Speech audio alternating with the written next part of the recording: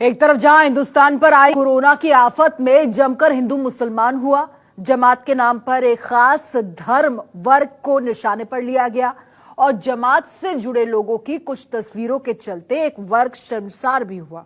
लेकिन अब उसी जमात से जुड़े लोगों ने ऐसी मिसाल कायम की है, ऐसी मिसाल पेश की है कि हर कोई उनकी तारीफ करते नहीं थक रहा।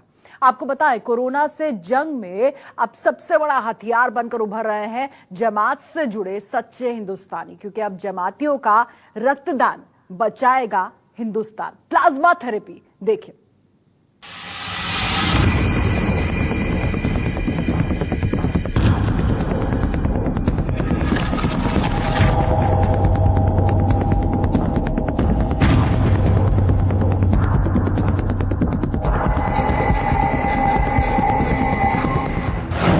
तबलीगी जमात पर जमकर लगे आरोप।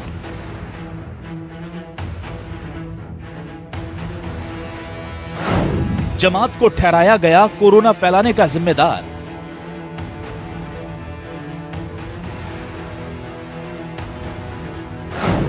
खुदा ने खून एक ही बनाया, कुदरत ने एक बार फिर दिखाया।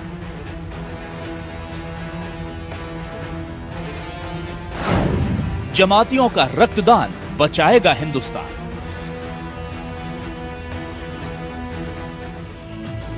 जिन जमातियों पर कोरोना वायरस फैलाने के नाम पर जमकर हमले हुए, जिस जमात की वजह से पूरे मुल्क में खास समुदाय के लोग निशाने पर आ गए,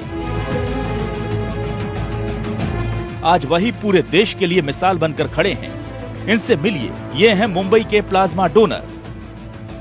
मुंबई के रहने वाले ये डोनर भी उसी जमात का हिस्सा हैं जिस पर इस मुल्क को बीमारी देने के इल्जाम लगे थे, और अब कोरोना से जंग जीतने के बाद वही इसकी दवा बनकर अपना खून देने मुंबई के अस्पताल पहुंचे हैं।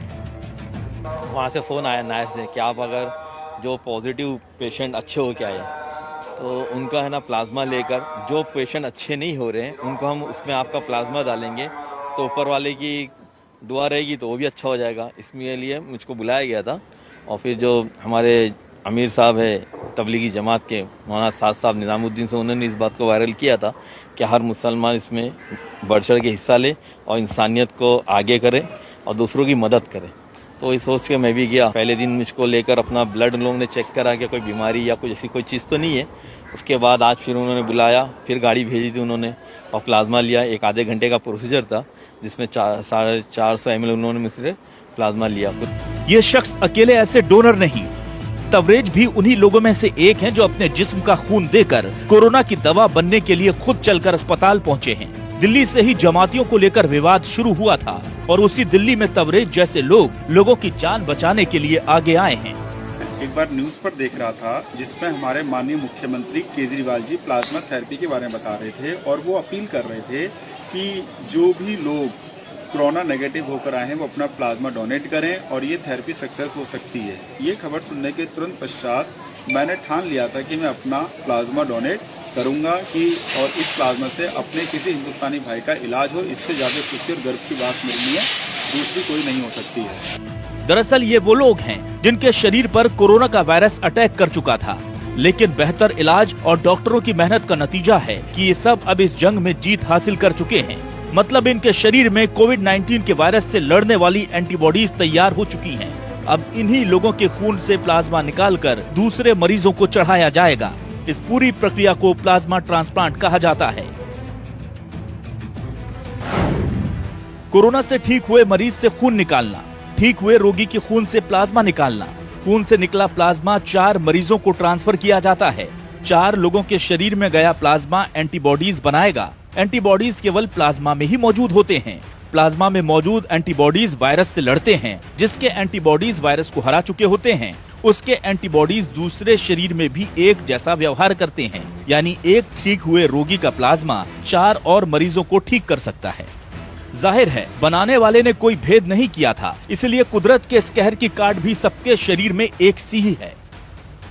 और अब इसी नेमत के जरिए कोरोना को हराने का बीड़ा उठाया गया है। कोरोना वायरस की चपेट से बाहर आ चुके तबलीगी जमात के करीब 200 लोगों ने प्लाज्मा के लिए अपना ब्लड डोनेट करने का फैसला किया है। इसमें से ज्यादातर लोग दिल्ली से ही हैं और अपना प्लाज्मा वही डोनेट करेंगे। इन सभी के प्लाज्मा का उपयोग दिल्ली में भर्ती अभी मरीजों को ठीक करने के लिए किया जाएगा। तो जो कोरोना से पूरी तरह से ठीक हो चुके मरीज हैं, जिनका पूरी तरह से जिनके शरीर से कोरोना का वायरस निकल चुका है, ऐसे मरीजों का प्लाज्मा फेरेसिस मशीन से निकाल करके उसको जो बीमार गंभीर मरीज होते हैं उनको दिया जाता है। और ऐसा देखा गया कि उनके अंदर जो है काफ़ी पॉजिटिव रिस्पांस आए। जो लोग वेंटिलेटर पर थे वो जल्दी वेंटिलेटर से हटा लिए गए और स्वस्थ होकर जाने लगे। इस पूरे मसले पर institute of liver and biliary science के सूत्र बताते हैं कि अभी दिल्ली में तकरीबन 200 प्लाज्मा यूनिट्स की जरूरत है।